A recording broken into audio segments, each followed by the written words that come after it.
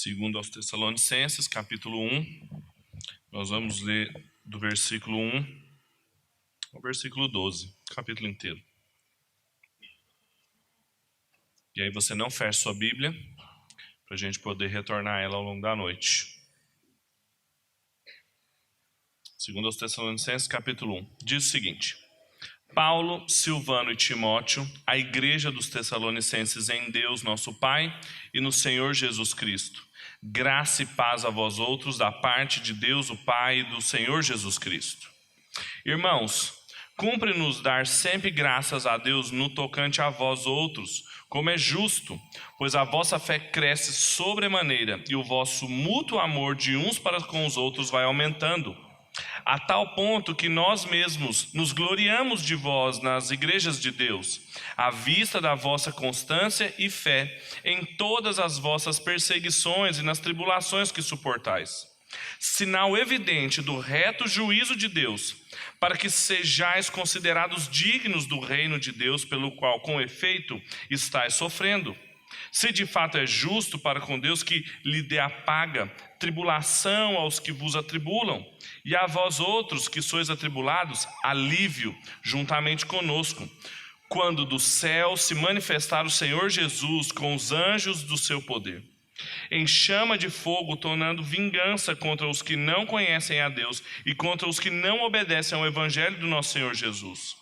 Estes sofrerão penalidade eterna, destruição, banidos da face do Senhor e da glória do seu poder, quando vier para ser glorificado nos seus santos e ser admirado em todos os que creram naquele dia, porquanto foi crido entre vós o nosso testemunho.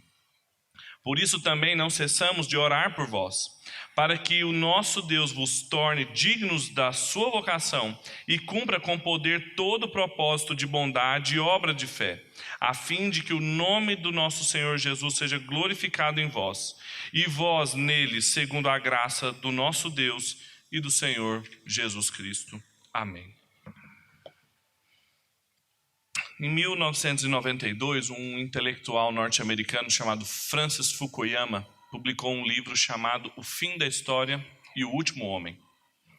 Basicamente era um livro de filosofia política e sociologia em que a tese do Fukuyama era de que a história tinha acabado. Claro que isso não significava que os dias deixariam de nascer e o sol se poria e a lua apareceria, mas que as grandes revoluções, os grandes eventos, os grandes acontecimentos históricos tinham chegado ao fim. Nós não teríamos mais novidade histórica e a história tinha chegado ao fim porque a sociedade ocidental tinha chegado a um estado de tranquilidade, prosperidade, paz, que só seria minimamente ajustado, mas que nós não sofreríamos mais grandes rompimentos como são descritos ao longo dos nossos livros de história.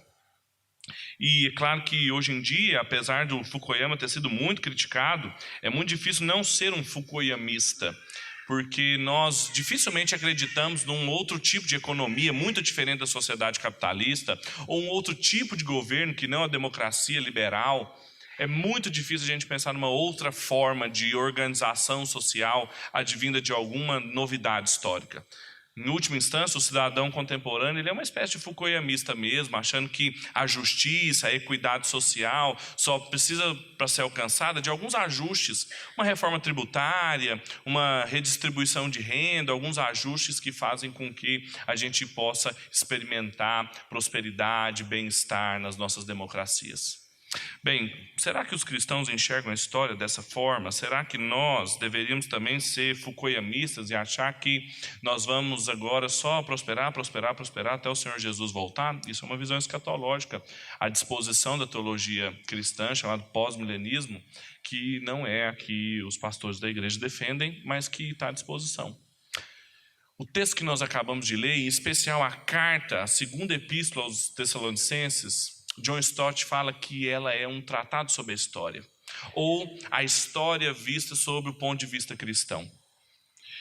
Apesar de curta, E é claro que o apóstolo Paulo não escreveu um artigo acadêmico sobre cristianismo e história. Ele estava respondendo problemas específicos, locais. É uma carta destinada a resolver questões pontuais, mas que, de uma maneira diferente de outros documentos do Novo Testamento, tem um tema em comum que o perpassa do começo ao fim, que é a visão cristã da história.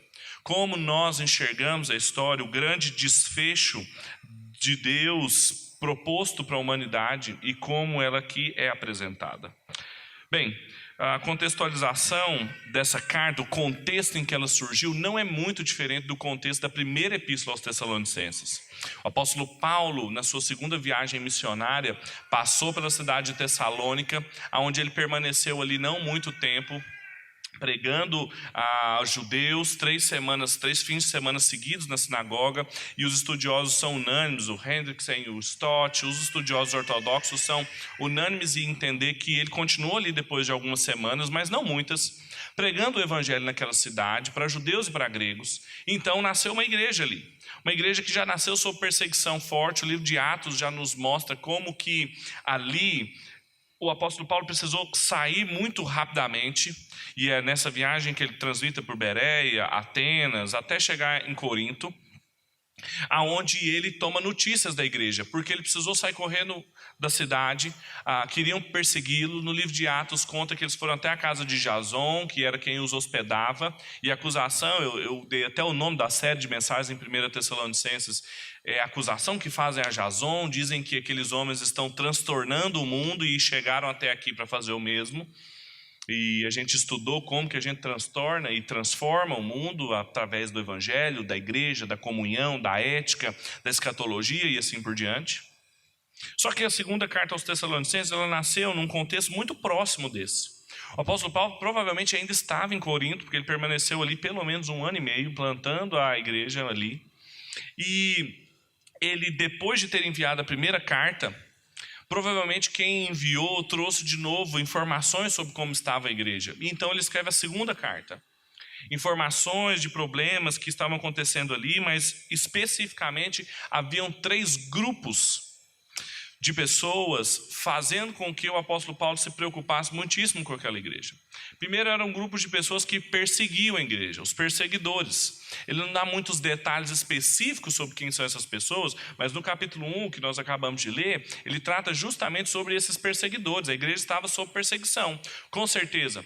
Tratava-se de judaizantes, ou a comunidade judaica que viu o apóstolo Paulo pregando ali, viu aquela igreja nascer, alinhada com as autoridades civis que perseguiam aquela igreja, que nasceu disso que os acusadores de Jason diziam de terem transtornado a paz em Tessalônica. E eles perseguiam então a igreja. Ela nasceu sob essa forte perseguição. Mas não havia só esse grupo, também havia um segundo grupo, que são os falsos mestres. E o capítulo 2 ele vai falar bastante sobre esses falsos mestres que estavam disseminando ali na igreja de Tessalônica, em toda a região, um ensinamento que é muito específico para o contexto da carta, de que Cristo já havia retornado, de que na verdade a ressurreição de Cristo e a volta de Cristo já haviam acontecido simultaneamente, e que agora eles viviam já nesse tempo.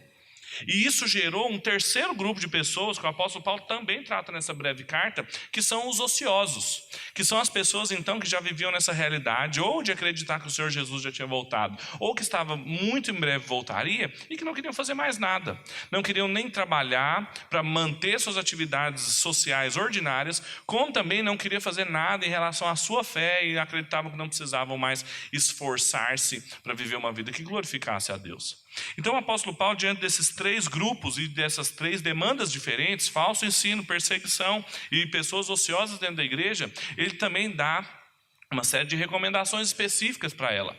E ele faz isso apresentando o que a gente chama de teodiceia, ou seja, a história da redenção em Cristo Jesus como a resposta para a igreja que está sendo perseguida, para a igreja que está sob ensino falso e para a igreja que está com pessoas ociosas no seu meio. Ele não fica dando estratégias, metodologias ou algum tipo de fórmula mágica para eles resolverem isso, mas ele encaixa a pequena história da igreja de Tessalonicenses na grande história da redenção em Cristo Jesus. Então a carta toda pode ser dividida, a sua estrutura, nos seus próprios 3 capítulos, quando no primeiro capítulo ele apresenta a revelação de Cristo e como o Senhor Jesus e a sua volta, a sua parousia, ela responde o problema da perseguição da igreja, e é sobre isso que a gente vai falar hoje. No capítulo 2 ele fala sobre a rebelião do anticristo, ou seja, como a figura do homem da impiedade, alicerçada esse falso ensino ali, precisava ser ensinada para a igreja. E no terceiro capítulo ele fala sobre a responsabilidade do cristão nisso, e aí ele trata então um grupo de pessoas ociosas.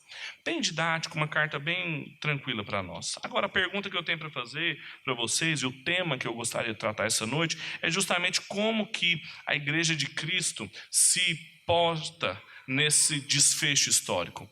Qual é a postura da igreja de Cristo frente a esse meio em que ela está? Porque se nós temos uma visão da história diferente, que não é uma história que vai correr indefinidamente agora, só precisando ser brevemente ajustada, como criou Fukuyama, mas nós cremos que a história vai atingir o seu cume na segunda vinda de Cristo. A pergunta é como a igreja de Cristo, a semelhança das instruções apostólicas à igreja em Tessalônica, ela deve se portar diante desse desfecho histórico. O que se espera dela? Qual é a sua postura? Quais são as marcas de uma igreja consciente dessa visão de história? Quais são as marcas de uma igreja que não está sobre o falso ensino de que a história vai percorrer eternamente, nós vamos nascer e morrer e ela vai continuar aqui, muito parecida com a história das pessoas que a gente conhece? Qual que é a postura, as marcas, as práticas de uma igreja que está consciente de que a história alcançará o seu cume com o Senhor Jesus Cristo? Bem, eu separei ou dividi didaticamente o texto em 3 marcas. Essa igreja, ela agradece, essa igreja, ela glorifica e essa igreja, ela suplica. O apóstolo Paulo, por toda a carta, ele apresenta movimentos de oração ou posturas de oração dessa igreja, ou deles em relação a essa igreja, que constituem essas 3 marcas, principalmente da igreja diante do desfecho histórico e sofrendo enquanto ela espera esse desfecho. Ela é uma igreja que agradece, que glorifica e que suplica. Agora, ela agradece, glorifica e suplica o quê? Em primeiro lugar, essa igreja agradece a graça de Deus. Vamos ler comigo de novo, versículo 3 e 4. Irmãos, cumpre-nos vos dar sempre graças a Deus, no tocante a vós outros, como é justo, pois a vossa fé cresce sobremaneira, e o vosso mútuo amor de um para com os outros vai aumentando, a tal ponto que nós mesmos nos gloriamos de vós, as igrejas de Deus, à vista da vossa constância e fé em todas as vossas perseguições e nas tribulações que suportais. A primeira...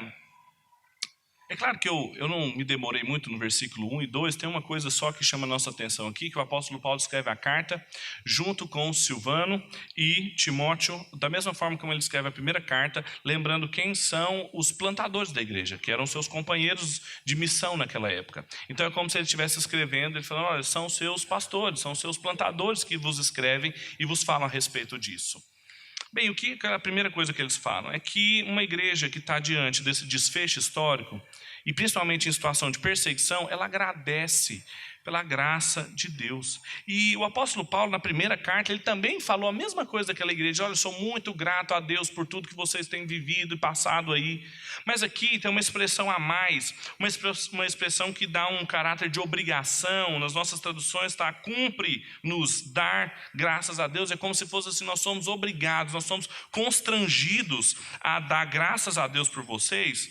É porque não tem como não reconhecer a graça de Deus no meio de vocês, pelo crescimento da igreja e por tudo que vocês estão passando. Isso é um claro sinal de que a graça de Deus é operante no meio de vocês e nós precisamos ter uma postura de agradecimento. Por quê? Porque a sua fé cresce muito no versículo 3. É o primeiro motivo pelo qual ele dá graças. A fé deles cresce, e depois ele vai falar do amor mútuo, também cresce no versículo 3. Ele usa duas expressões no original ali que dão a ideia de crescer muito, de ser um hipercrescimento. Alguma coisa que não só tinha expressão, mas também que estava aumentando, dá a ideia também de continuidade. Ela não só tinha crescido e parado, mas ela estava crescendo. E lembrem-se, ele escreveu isso pouco depois de ter mandado a primeira carta e de ter voltado e tendo mais informações sobre perseguição. E ele falou assim: olha, eu tenho realmente que dar graças a vocês, porque essa perseguição, em primeiro lugar, ela não minou a fé de vocês. Vocês poderiam, ele estava muito preocupado com a igreja, porque vocês poderiam ter perdido a fé, vocês poderiam ter corrompido todas as esperanças que vocês tinham em Cristo. Apesar disso, apesar de toda a tribulação, ao contrário, ela só aumenta. Ademais, uma coisa que ele agradece a Deus é que ele tinha feito um pedido na carta anterior, que era no capítulo 3, que fala sobre a ética. Ele fala: olha, o amor de vocês tem que aumentar, o amor mútuo. E aqui ele agradece a Deus porque o amor mútuo tinha aumentado. No capítulo 3, versículo 12, ele tinha pedido isso para a igreja. E ele já tinha recebido a resposta que isso tinha acontecido. E a ideia da estrutura aqui, que foi um crescimento orgânico, que a igreja estava crescendo naturalmente. O amor, o poder de Deus fazia com que aquilo aumentasse. E no versículo 4 ele também agradece pela perseverança e fé que eles tinham frente às tribulações que estavam passando. Ou seja, a fé da igreja em Tessalônica, ela era sustentável. Ela não era uma montanha russa de alegrias e euforias e depois de tristezas e depressões. Frente às perseguições, eles tinham constância. E é muito interessante quando nós lembramos de um outro texto que faz pleno uso de expressões muito semelhantes, que é o texto da Epístola de Tiago, à igreja, no capítulo 1, versículo 2. Eu vou ler para vocês, você não precisa abrir, que diz assim: meus irmãos, tende por motivo de toda alegria passardes por várias provações, sabendo que a provação da vossa fé, uma vez confirmada, produz perseverança. E ora, a perseverança deve ter ação completa, se estiverem para que sejam perfeitos e íntegros e em nada deficientes. A graça de Deus deveria ser celebrada ali, porque a fé daquela igreja estava sendo provada, e a perseverança frente às tribulações tinha feito eles com fé aprovada. Por isso que Tiago está falando que é motivo de grande alegria passar por grandes tribulações, porque não é nenhum tipo de masoquismo cristão, mas é claro que passar por tribulação não só é alguma coisa que é um sinal que a igreja passará por perseguições, mas também que aponta para a esperança em que ela tem. Bem, quando nós lemos isso aqui, sobre a gratidão que o apóstolo Paulo tinha da graça de Deus derramada naquela igreja, a pergunta que nós devemos fazer é: o que isso significa para nós? Como que isso se aplica à nossa vida, à nossa igreja, à nossa experiência cristã? Bem, a gente deve fazer uma pergunta sobre como nós devemos agir quando nós estamos diante de crescimento espiritual genuíno nosso. É claro que nós não estamos e nem acreditamos em nenhum estado de perfeição. Há uma teologia alinhada ao John Wesley, um metodista inglês do século XVIII, de que nós poderíamos ser perfeitos em santidade nessa vida. Nós não acreditamos no perfeccionismo wesleyano, mas nós acreditamos que, apesar de serem fragmentados, com vários problemas, imparciais, nós crescemos e amadurecemos na fé. Nós manifestamos isso a ponto de agradecermos a Deus e de ser assim impossível não enxergar a graça de Deus no nosso crescimento. E como nós devemos nos portar diante disso?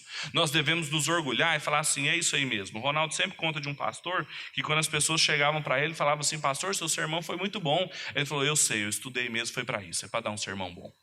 A gente precisa se orgulhar, a gente precisa agir de forma orgulhosa do nosso crescimento? De maneira nenhuma. Isso não diz respeito à fé cristã, porque nós não sabemos que isso não provém de nós, das nossas capacidades, da nossa inteligência ou do nosso muito estudar, como dizia esse pastor. Então nós não devemos falar nada. A pessoa elogia, a gente fala: não, eu não posso nem receber um elogio, não, eu sou um pecador miserável, carente da graça de Deus, eu não tenho nada que dizer, inclusive vou ficar calado. Ou é a arrogância ou o silêncio? Não. O apóstolo Paulo está mostrando aqui que o que a gente deve fazer é dar graças a Deus. É reconhecer a graça de Deus operante em nós. E isso nós somos obrigados. A expressão que ele olha, cumpre nos dar graças. Porque assim, não tem como, depois de tudo que a gente sabe, da história da redenção, depois daquilo que aconteceu no Éden, e todas as consequências do pecado, como que não só a graça de Deus é comum, mas a desgraça também do pecado é comum. Diante disso, das consequências do pecado, vocês estão frutificando, vocês estão perseverando na fé, vocês estão amando uns aos outros, e só pode ser graça de Deus. Nós devemos então dar glórias a Deus. É a forma de nós lidarmos com os nossos pequenos avanços de crescimento. E um outro aspecto também se aplica a nós é que a perseguição da igreja, as dificuldades que uma igreja passa, não são motivos para ela se vitimizar e não crescer, e não amadurecer. Infelizmente a gente vive uma época de muita vitimização, em que as pessoas se alicerçam em suas experiências de dor e de sofrimento, que podem ser até verdadeiras, mas não é motivo para que elas se vitimizem, porque elas têm a graça de Deus. Elas têm o poder do Espírito Santo operando nelas, que preserva o povo de Deus e preserva as promessas que Deus tem para o seu povo desde Gênesis 3. Então, a primeira lição que a gente aprende aqui sobre como as igrejas devem se portar frente a essa visão da história gloriosa que nós temos nas Escrituras, a história da redenção, é que, em primeiro lugar, ela agradece. É uma igreja grata à graça de Deus. É uma igreja grata ao que Deus tem feito no nosso meio. Em segundo lugar, é uma igreja que glorifica. Glorifica o quê? O retorno de Cristo. Veja o que diz no versículo 5 até o versículo 10. Sinal evidente. O que é o sinal evidente? A perseguição que eles estavam passando. O apóstolo Paulo fala, olha, essa perseguição que vocês estão passando é um sinal evidente do reto juízo de Deus, para que sejais considerados dignos do reino de Deus, pelo qual, com efeito, estáis sofrendo.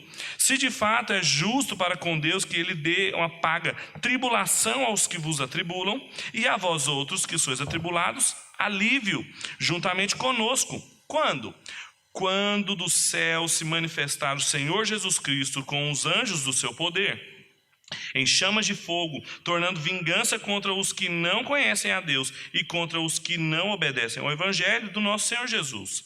Estes sofrerão penalidade de eterna destruição, banidos da face do Senhor e da glória do seu poder, quando vier para ser glorificado nos seus santos e ser admirado em todos os que creram naquele dia, porquanto foi crido entre vós e o nosso testemunho.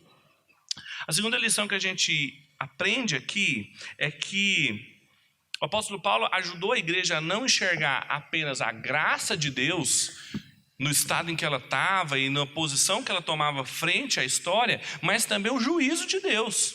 Ele falou, olha, isso é um claro sinal vocês estarem sendo perseguidos, que o juízo de Deus está em pleno vapor, e o dia do juízo final, em que ele vai encontrar o seu desfecho, que é a volta de Cristo, deve ser motivo para vocês glorificarem bastante. E fica parecendo de novo aquele leve masoquismo cristão, mas a questão que está aqui é que, em primeiro lugar, através dos sofrimentos, nós mostramos que nós somos dignos de entrar no reino dos céus. No versículo 5 ele diz isso, e ele mostra, olha, é isso que mostra que vocês são dignos. E com isso ele não está dizendo que nós podemos fazer ou sofrer alguma coisa para que a gente possa achar o nosso lugar no reino de Deus. Não é isso, não tem nenhum mérito em sofrer, em ser pobre, em ser perseguido. O que algumas teologias latino-americanas encontraram bastante suporte para falar do lado de Deus ao pobre. É claro que tem sempre uma clara preferência ética, mas não tem uma clara preferência soteriológica. Agora, por que então o sofrimento nos faz dignos de entrar no reino dos céus? É que Jesus deixou muito claro que para ser o seu discípulo e lhe seguir era necessário tomar a sua cruz. Ele que era o nosso Senhor não foi servido por mãos humanas, mas antes serviu a muitos e deu sua vida em nosso favor. E nos convidou a imitá-lo. Isso deve fazer com que a gente entenda que glorificar o retorno de Cristo é fazer isso também através dos sofrimentos. E entender que a perseguição, o sofrimento e todo tipo de privação que um cristão sofre agora, frente ao desfecho da história, significa glorificar o retorno de Cristo. Mas não só isso também, a gente glorifica o retorno de Cristo nos sofrimentos, mas também quando ele condena os rebeldes. Ele faz do versículo 6 e o versículo 8, ele deixa muito claro que o retorno de Cristo significará também condenação para aqueles que foram desobedientes ao Evangelho e para aqueles que não conheceram o Senhor. Ou seja, eles que serão banidos da presença de Deus e por terem distorcido e desobedecido o Evangelho. O juízo de Cristo, a volta do Senhor Jesus, também significa condenação para aqueles que o desobedecem. Isso deve ser motivo de glória para nós, porque geralmente são esses que nos perseguem. E para os que são perseguidos, no final ele termina, versículo 7, alívio para vós que estão sendo atribulados, alívio aos que estão sendo perseguidos, alívio na parousia de Cristo. Quando o Senhor Jesus se revelar, a palavra Apocalipse aqui, do Kyrios, do nosso Senhor, quando o verdadeiro Senhor revelar-se, mostrar-se a nós, a consequência é que a igreja vai ser aliviada da sua perseguição. E o Apocalipse sempre mostra isso, capítulo 6, mostrando dos santos que lavaram suas vestes no sangue do Cordeiro e que eles tiveram descanso, novas vestes, descansos e um novo nome.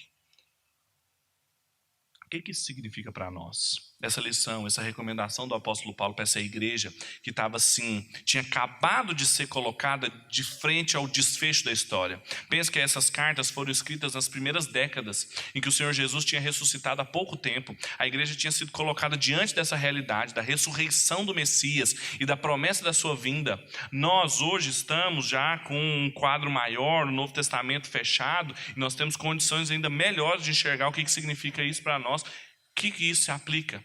Como que a gente glorifica a volta do Senhor Jesus? Bem, a igreja que se gloria na volta do Senhor Jesus, porque a volta de Cristo, ela vai ser ao mesmo tempo a forma de ressignificar, eu detesto essa palavra porque ela caiu na modinha, mas assim, de dar outro significado à nossa dor. Vai ser um modo como o Senhor Jesus vai redimir e vai dar outro sentido para as nossas experiências de sofrimento. Ela vai fazer com que os nossos inimigos sejam punidos. Ele deixa bem claro quando que vocês vão ver as pessoas sendo punidas, quando que vocês vão ver serem aliviados dos seus sofrimentos. No dia em que o Senhor Jesus se revelar, o dia do juízo. Mas não acontece antes nem depois. Não fique tentando interpretar, às vezes, um acidente, uma desgraça com alguém. Aquele cantor lá morreu porque ele estava desobedecendo o Senhor. O crente morre também, cai de avião e morre igual. Mas no dia do juízo, os que desobedeceram o Evangelho e aqueles que mantiveram-se perseverantes no Evangelho, uns vão ser punidos e os outros aliviados. Então tome muito cuidado, e aqui um alerta, que fica parecendo que é um cuidado assim de uma coisa antiga, mas muito recentemente eu participei de uma discussão dessa. Cuidado com pessoas que têm uma mensagem do Evangelho assim totalmente inclusivista, sem nenhum tipo de critério em que todas as pessoas do mundo são nossos irmãos e a gente só tem que reconhecer quem são os nossos irmãos porque eles estão aí. É claro que existem muitos eleitos que a gente ainda não sabe quem são, mas não são todos. A Bíblia sempre deixou muito clara, várias vezes, a condenação para aqueles que não conhecem o Senhor Jesus e aqueles que o desobedecem. E às vezes você pensa assim, a pessoa que não conhece o Senhor Jesus, ela não teve oportunidade, mas não é disso que a Bíblia fala. Lembre-se de Mateus 7, 22 e 23, quando o próprio Senhor Jesus disse que naquele dia, nesse dia, no dia do juízo, muitos chegariam até ele, dizendo: Senhor, Senhor, em seu nome curamos, expulsamos demônios, profetizamos. E o que ele diz? Eu nunca vos conheci. Eram pessoas que faziam coisas em nome de Jesus, mas eles não tinham relacionamento com Cristo. São essas pessoas aqui que vão ser julgadas eternamente. O Senhor Jesus tinha claro essa antítese no coração humano da cidade dos homens, da cidade de Deus. Ele sabia quem era o povo da semente da mulher e o povo da semente da serpente. Então essa mensagem de que no final o amor vence, de que no final todos serão salvos, de que no final Deus não poderá condenar ninguém, isso não diz respeito às Escrituras. Alguns discursos desses ficam parecendo que o tribunal de Cristo vai parecer uma reunião da festa na casa da irmã Joana. Não é a nossa irmã Joana, mas a casa da mãe Joana.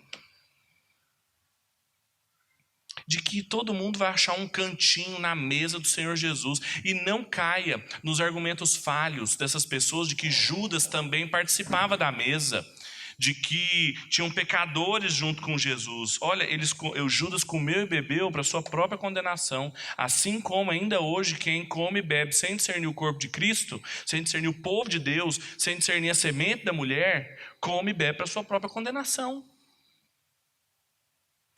Tomem cuidado com essas mensagens que querem relativizar o juízo de Deus. Em terceiro e último lugar, essa igreja ela agradece, essa igreja glorifica, mas essa igreja também suplica o poder de Deus. Veja o que diz o versículo 11 e 12 do nosso texto. Por isso, por causa de todas essas coisas que nós falamos, também não cessamos de orar por vós, para que o nosso Deus vos torne dignos de sua vocação e cumpra com poder todo o propósito de bondade e obra de fé, a fim de que o nome do nosso Senhor Jesus Cristo seja glorificado em vós e vós nele, segundo a graça do nosso Deus e do Senhor Jesus Cristo. A terceira lição que a gente aprende aqui da igreja, diante desse desfecho histórico que vai ser o retorno de Cristo, ela suplica o poder de Deus. É muito interessante, porque o apóstolo Paulo fala assim, por isso, ou seja, em razão de todas essas coisas que nós falamos sobre o futuro, sobre a condenação dos desobedientes ao evangelho, sobre o alívio da igreja que permaneceu fiel, por causa disso, por causa da certeza que eu tenho nessas coisas, eu oro constantemente por vocês. Veja que parece uma contradição, um paradoxo, porque por causa da certeza das coisas do futuro que nós temos, eu oro para que o poder de Deus seja efetivo em nós. Fica parecendo que é uma contradição, mas não é. É justamente o John Stott fala a respeito disso, que é essa oração que liga o futuro com o presente, que liga todas as certezas e as esperanças que nós temos com o futuro com aquilo que nós vivemos agora. É essa súplica pelo poder de Deus. A súplica que se divide em duas partes, como o apóstolo Paulo coloca aqui. Em primeiro lugar, para que ele nos torne dignos da nossa vocação. E novamente não se refere a nenhum mérito inerente a nós, mas para que a gente ande de modo digno, pelo poder de Deus, essa nova vida. Muito semelhante ao que o apóstolo Paulo fala na primeira carta aos Tessalonicenses, no capítulo 4. Ele roga a Deus, ele pede para Deus, ele suplica para que a igreja em Tessalônica tivesse um modo de vida, uma ética, uma forma de viver que fosse digna da mensagem que eles receberam. E isso seria só através do poder de Deus, que precisava então ser suplicado. E também para que Deus cumpra o seu propósito de bondade, toda a obra de fé. E essas duas expressões aqui, sempre que aparece a expressão eudokia, que são propósitos, ela sempre se refere a Deus. E as obras de fé aqui, ou os atos de fé, são as nossas próprias atitudes. É como se ele estivesse falando, olha, a gente tem que suplicar para que os propósitos que Deus tem para nós possam ser vivenciados através da nossa fé nele, no seu poder, nos seus propósitos. O que ele está querendo dizer aqui é para que através dessa súplica, dessa oração, a gente possa glorificar o nome do Senhor Jesus, como ele coloca aqui, e a gente possa se gloriar nele e ele em nós, porque a gente reconhece que todo o poder para que essas coisas se cumpram, para que essa história que nós estamos falando encontre desfecho, através do poder de Deus. E para isso a gente tem que suplicar. Nós não podemos cair no erro, e aqui a gente já se pergunta como que isso se aplica a nós. Nós não, principalmente nós que temos uma doutrina da eleição e da salvação tão complexa, a ponto das pessoas inclusive confundirem o calvinismo só com a sua soteriologia. O calvinismo é bem maior do que isso, mas nós temos uma boa soteriologia. Mas isso não pode, em momento nenhum, colocar uma touca de dormir nas nossas cabeças.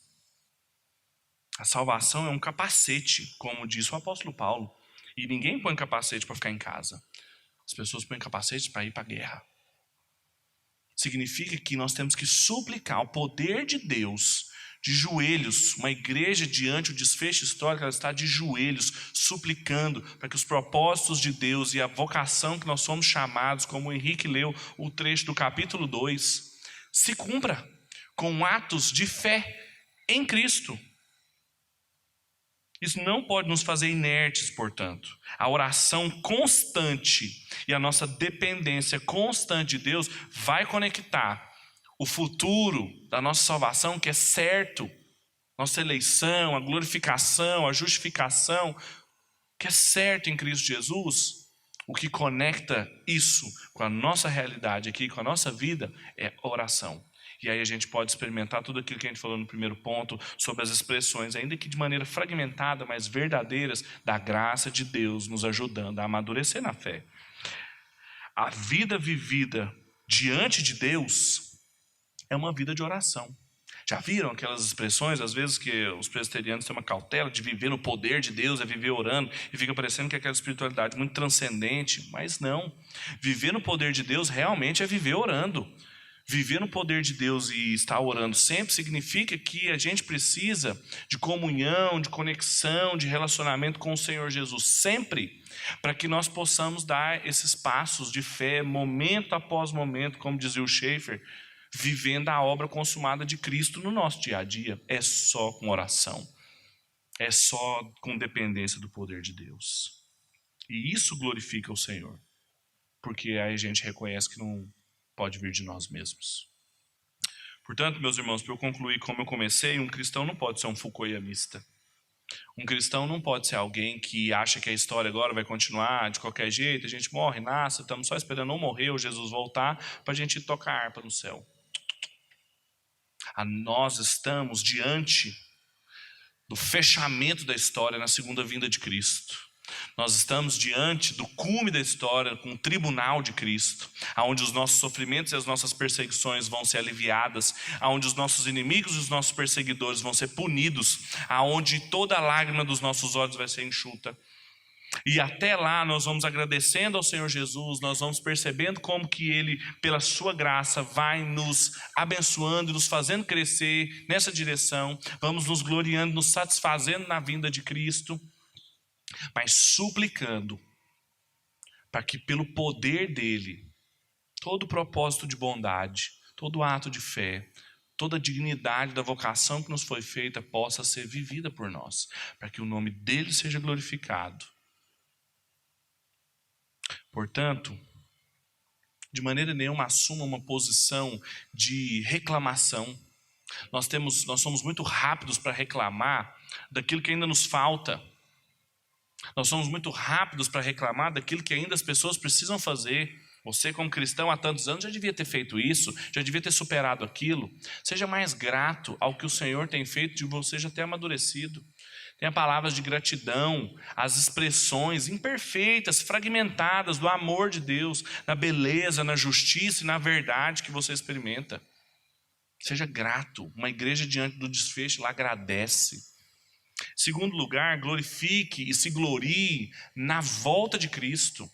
Não procure e nem se satisfaça em nenhum paliativo fukuyamista de achar que alguma mudança sutil na nossa sociedade vai conseguir resolver os problemas da igreja, vai conseguir trazer paz e alívio para a igreja. É só a volta do Senhor Jesus que pode fazer isso. Então não se percam paliativos, sejam eles projetos políticos, plataformas políticas e econômicas, sejam eles experiências pessoais de alívio, de fuga da realidade. Não faça isso. Em terceiro lugar, tem uma vida marcada por súplica, por joelhos dobrados, vividos no poder de Deus, suplicando para que o Senhor Jesus lhe abençoe, lhe derrame graça e poder de Deus, para que você possa vivenciar todo o cumprimento da sua bondade, dos atos que a gente tem que viver pela fé e da dignidade da vocação a qual nós somos chamados. Essas são as recomendações apostólicas para a igreja em Tessalônica. E essa também é a recomendação para a igreja Bereia, no século 21, para mim e para você. Para que diante de Deus, como nós estamos, a gente possa encontrar somente nele beleza, justiça e verdade. Vamos orar? Feche seus olhos.